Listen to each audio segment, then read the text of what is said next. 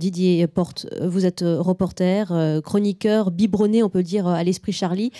Et vous avez pu travailler comme billetiste un peu aux côtés de cette équipe décimée. Oui, j'ai passé quelques mois en leur compagnie.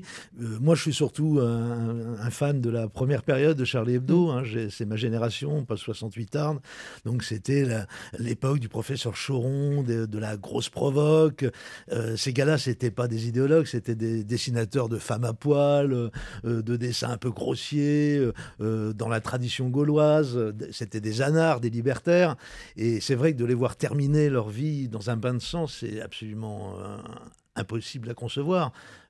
C'est des papys qui ont été massacrés hier, des papys de 80 balais, de 76, de 73 ans Et pour des hommes Honoré. profondément bons, c'est ce qui ressort de tout. Des bons leurs amis. vivants, des joyeux drills. Enfin, c'est presque pas imaginable. Moi, je suis dans un état de sidération absolue quand je vois ça. J'ai même du mal à réaliser plusieurs heures maintenant après l'événement. Et vous me disiez, juste avant que je vous donne la parole publiquement, que vous avez surtout dû expliquer à vos deux enfants de 6 et 7 ans ce qui s'était passé.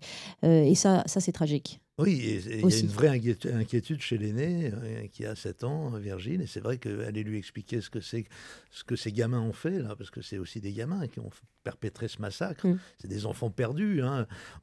C'est vrai qu'on voit ces grandes manifestations symboliques qui sont fortes, puissantes, mais ces gamins qui sont dans une logique sectaire, c'est un mur d'incompréhension. C'est comme si vraiment on s'opposait à un mur, ils ne comprennent rien à ça.